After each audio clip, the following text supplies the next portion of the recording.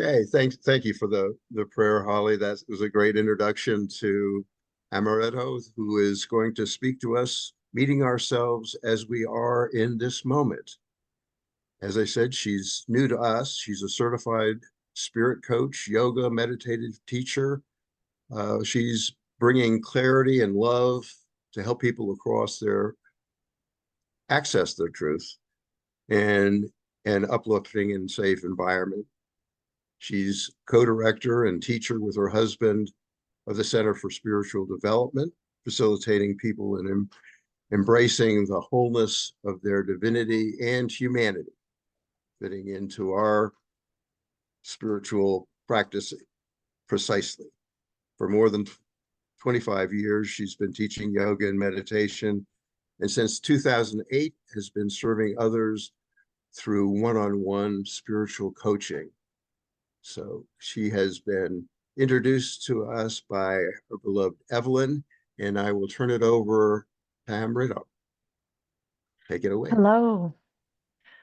Thank you all for welcoming me so warmly today, and it's lovely to be here with you. Um, so, yes, my name is Amrito. I'm really happy to be here with you.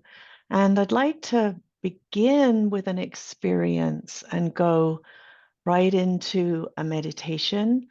Um, and then that will perhaps give more context for understanding or receiving my talk in a different way.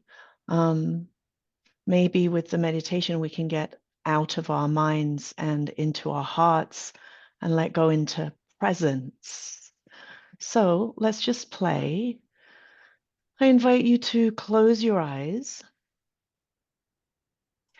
And one of the things I love about meditation is it actually meets us right where we are and exactly as we are. And so just acknowledging any swirling thoughts and not trying to get rid of them, neither agreeing or disagreeing with them. Just acknowledge and let it be okay that they're here for now. Acknowledging any emotion that's here, whether it's subtle or not so subtle. And again, just letting it be okay for right now that it's here. And beginning to witness what else is here.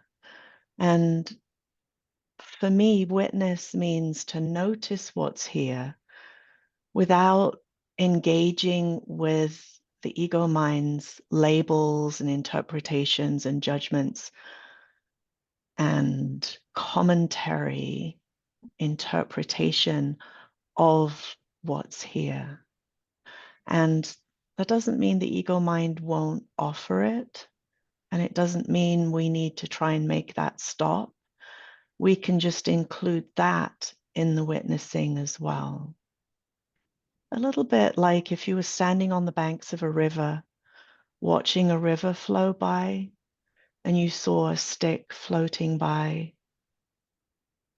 You wouldn't need to engage in any stories from the mind about whether the stick was the right color or shape or if it was floating correctly. And once it was out of sight, it probably wouldn't be in your attention anymore. So just letting everything that comes into your awareness just pass by like that. Not trying to make it go away or get rid of it, not grabbing onto it. And one of the easiest ways to do this, in my experience, is to bring particular awareness to body sensations. So just witnessing the sensations in your hands right now.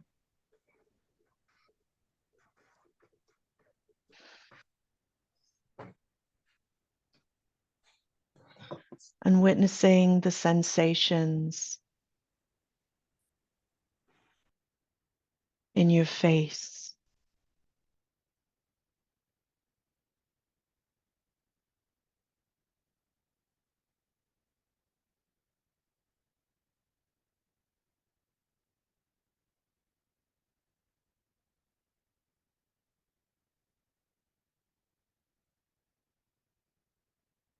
Good. Witnessing the sensations in your shoulders and your upper back.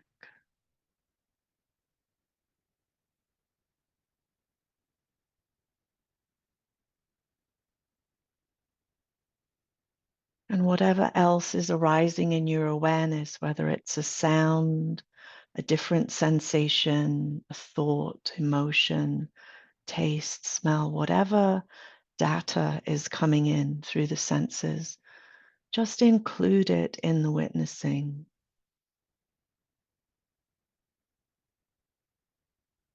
Witnessing the sensations of movement in your belly as your body breathes by itself.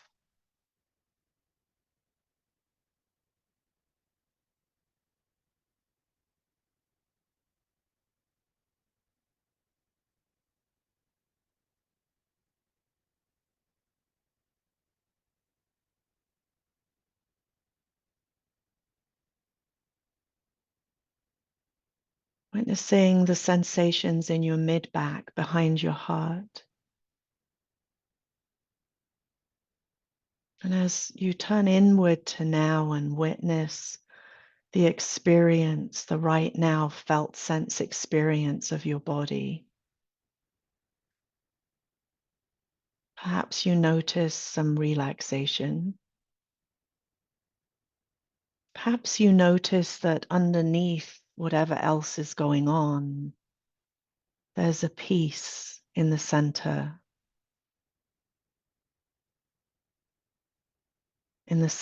of you, in the center of God, the divine creator, whatever your word is that you resonate with. This deep, abiding peace.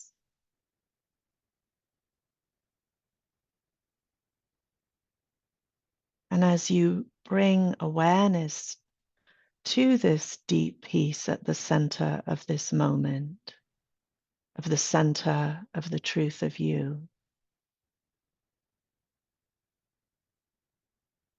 you might notice that it seems as if it expands.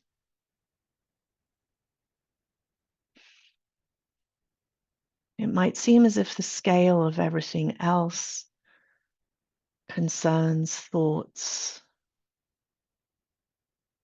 problems, gets smaller.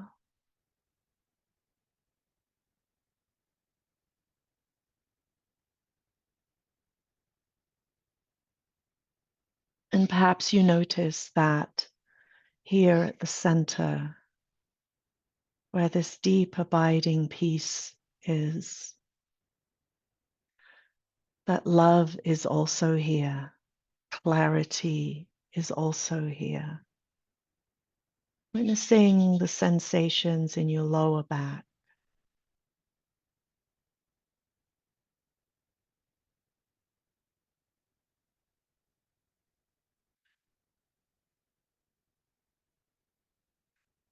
Joy is also here. And if you're not feeling any of these qualities, that's okay. Just notice what you are sensing. And I'm using words and labels to communicate, but you don't need to engage in the labels and the words that the mind offers. You can just let them pass by. Because you're having the experience, you don't need it explained to you by your mind. Witnessing the sensations in your feet.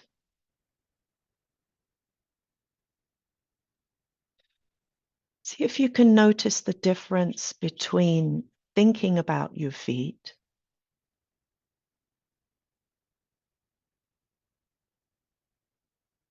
and actually being present with your physical body in the experience of the sensations of your feet. And it's okay if what I just said didn't totally make sense to your mind. I'm speaking to you, the essential consciousness, divinity, presence that you are. And we just let the mind be held in a loving embrace. And let the volume turn down a bit.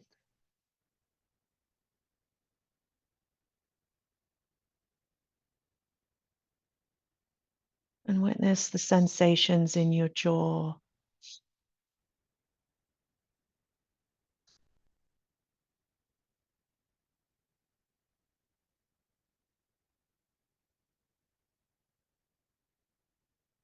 And soft intention and allowing,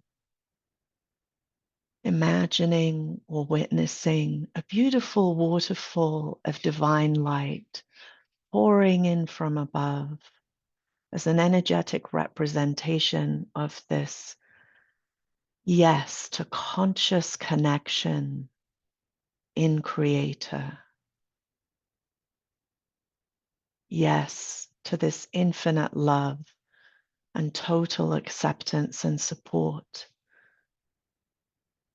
that are continuously being offered, continuously here and available to us, all around us and within us.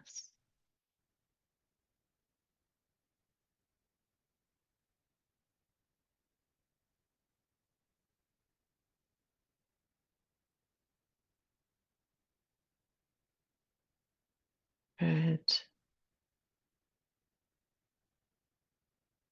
Witnessing the sensations of movement in your belly as your body breathes.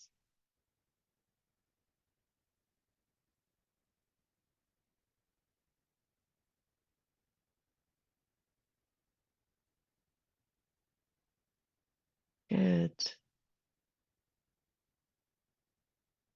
And as we continue, experiment with just continuing to witness.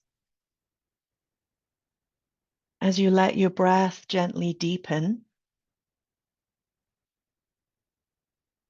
wiggle your toes and your fingers, circle your ankles and your wrists, lift your arms up and gently stretch out, and let your eyes softly open. And still, I invite you to continue just witnessing. And in a way that word sounds, it implies much more activity than it really is. It's more just settling back. And I want to offer you a little neurological trick here. If you keep bringing awareness to sensations in the back half of your body, and you can also bring awareness to the back half of your energy field, it helps you switch to right brain neurologically. So left brain is the one that tends to be focused forward, anticipating, scanning for threats and danger, very analytical. We need it, it's useful. It helps us discern the difference between the tree and the road. So we certainly need it. We're not trying to get rid of it. But if we can rest in more right brain, which is more this broader vision, left brain's very narrow focused, broader vision, more of it feels like leaning back. It really isn't, but in relationship to the habitual leaning forward, anticipating of the left brain, it feels, and you might even feel yourself physically leaning back a little. And it's more compassion versus judgment, more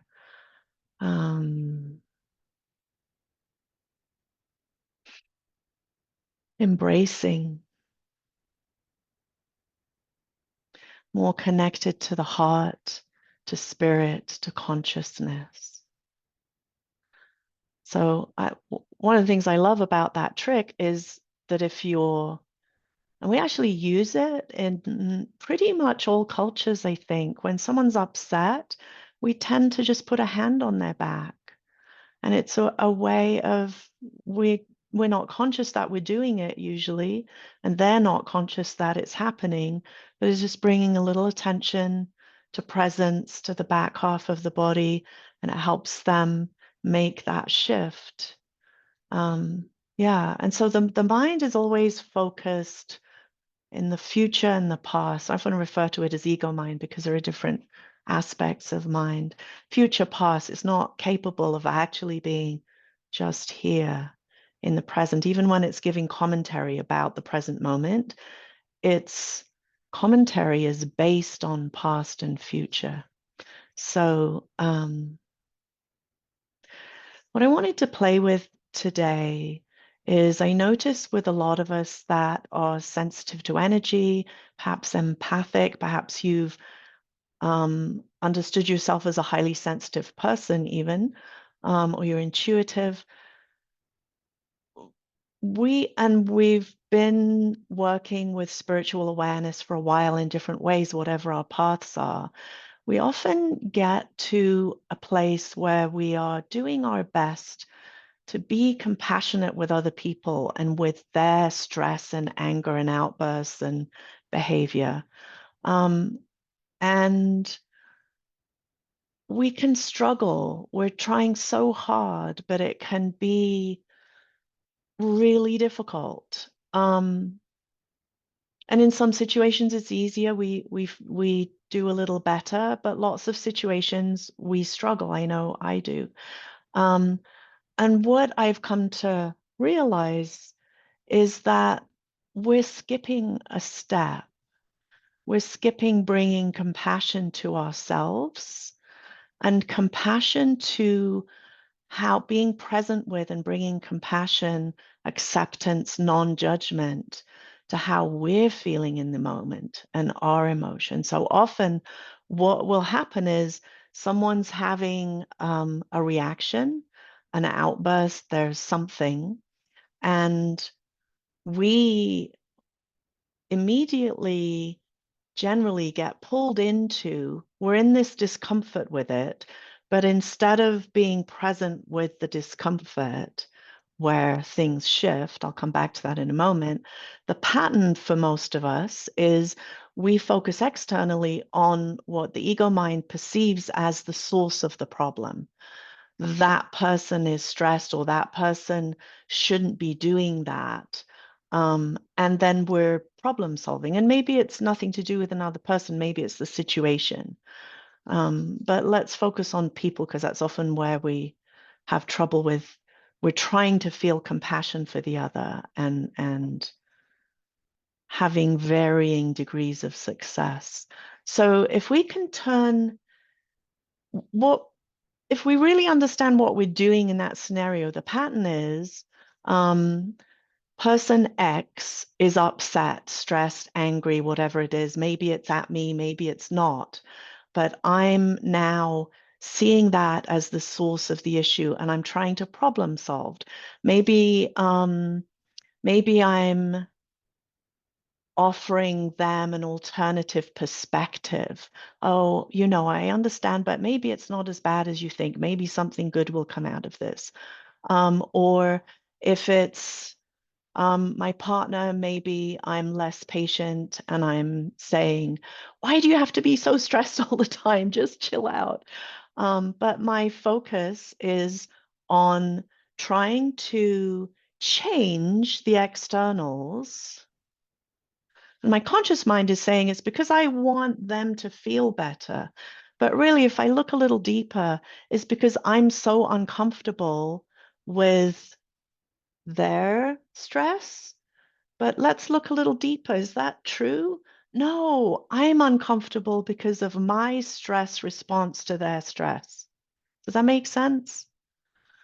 So, what we're doing is this very complicated middlemen, middle people pathway with all kinds of strategies that we have, and we all have our favorites.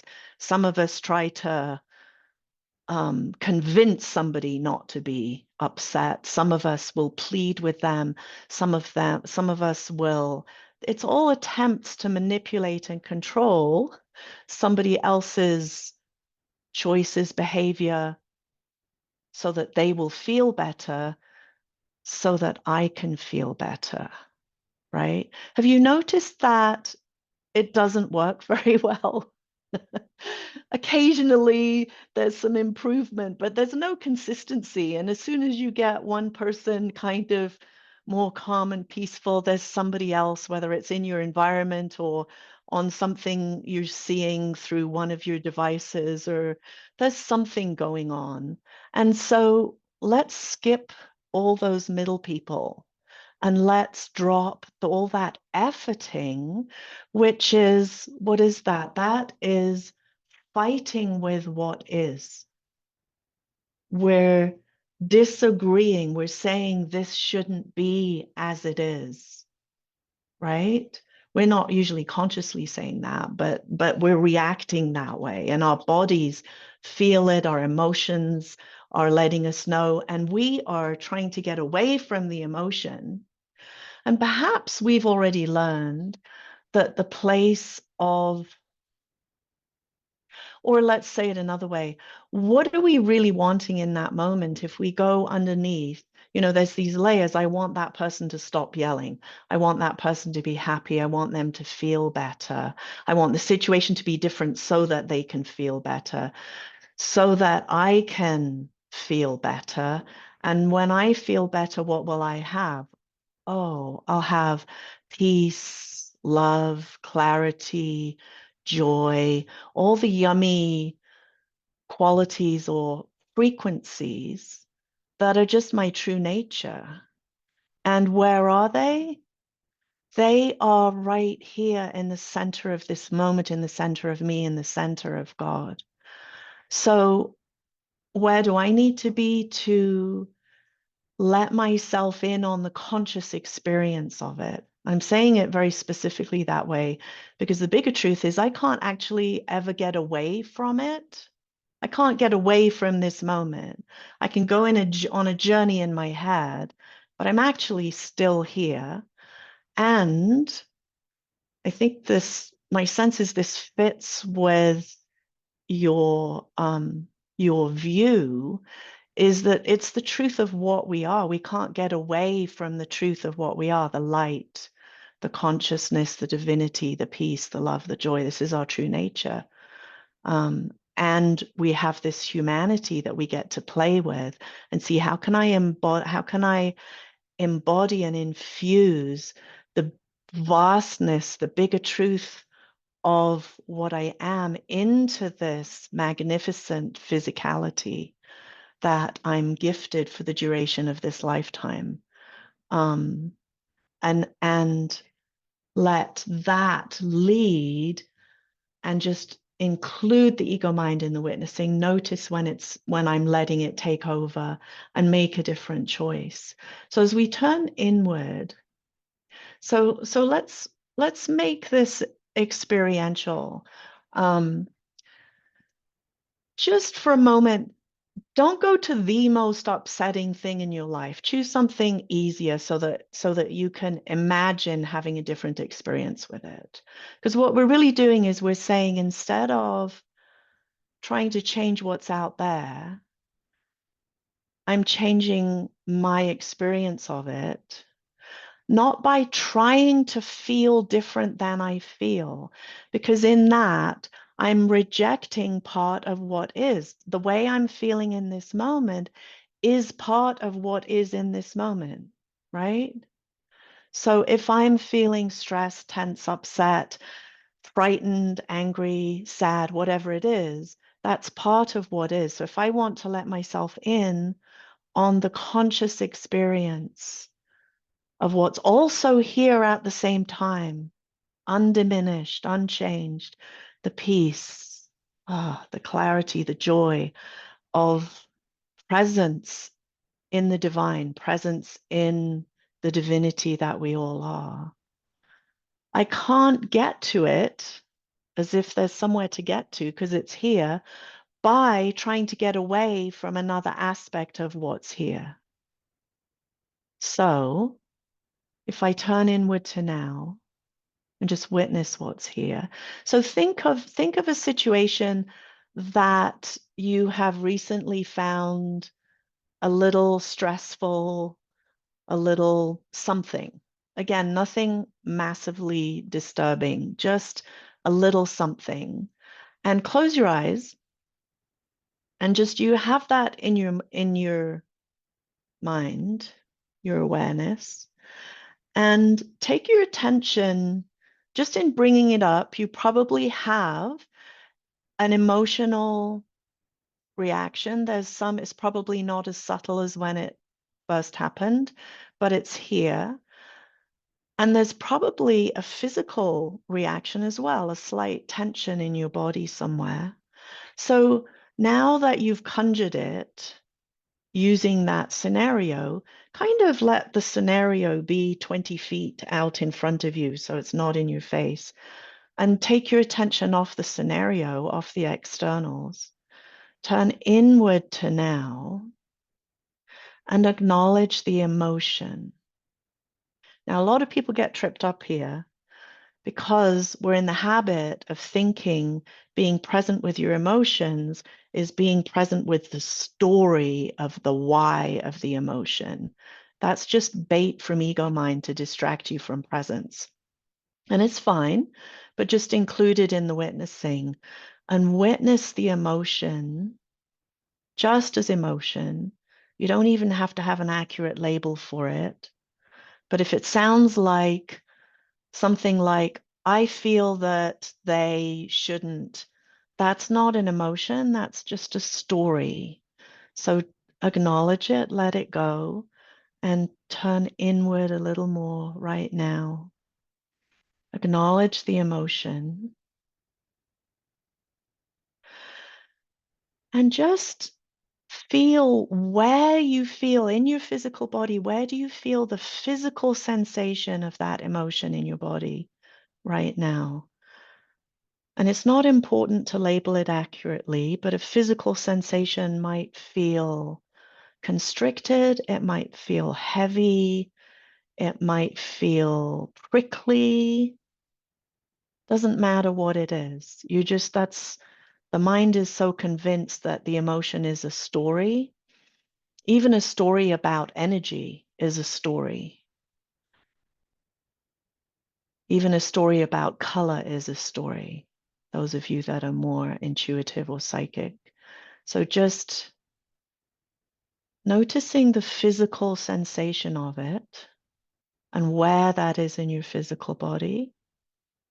And then noticing what else is here, noticing the physical sensations in your shoulders and the back of your neck. We're not trying to make the emotion or the sensation of the emotion go away. We're just shifting where we're perceiving it from. Instead of being in our heads, we're letting go into presence through witnessing. Witness the sensations in your lower back. Bring awareness to the space behind your physical body.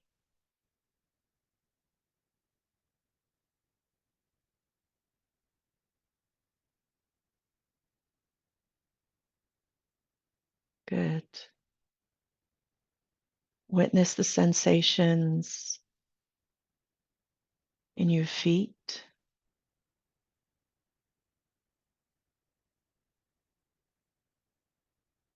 And notice the expansiveness here. So that emotion might still be here, but notice probably the scale of it seems to have changed. Your experience of it has changed. Can you sense how it's no longer perceived as a threat to your peace, your experience of peace and love? It's just here. You can witness it passing through. And because your emotion is no longer a threat, can you sense how now others' emotions are no longer a threat? Can you sense how if you can let go into presence, and the more you practice this, the more you'll find you can do it with your eyes open.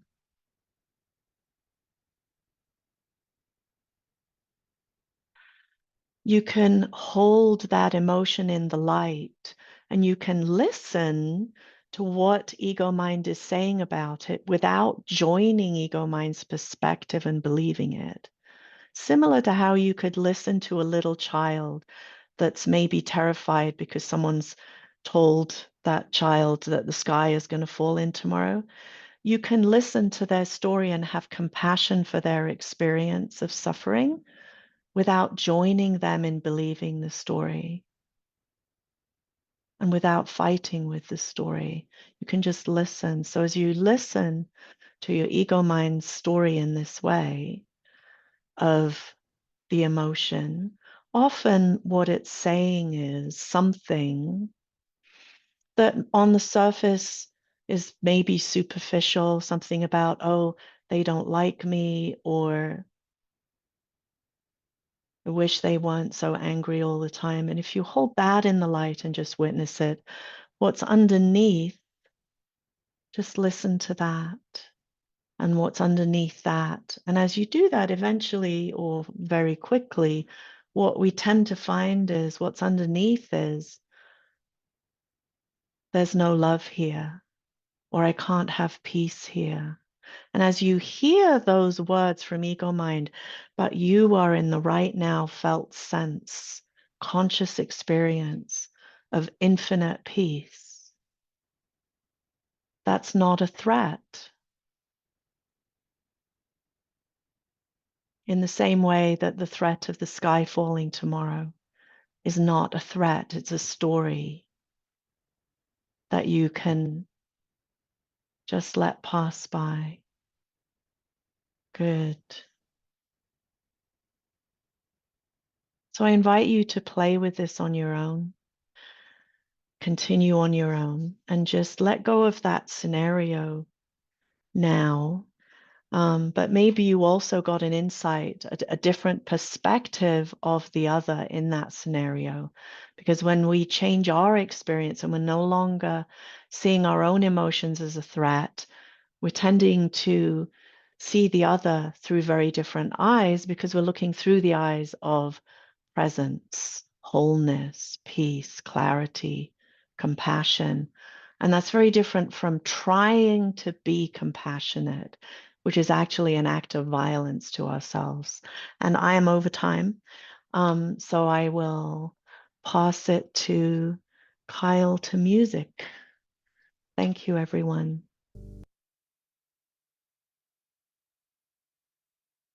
Thank you, Amrito. What a, what a wonderful talk. I found it just amazingly on point for me personally, and practical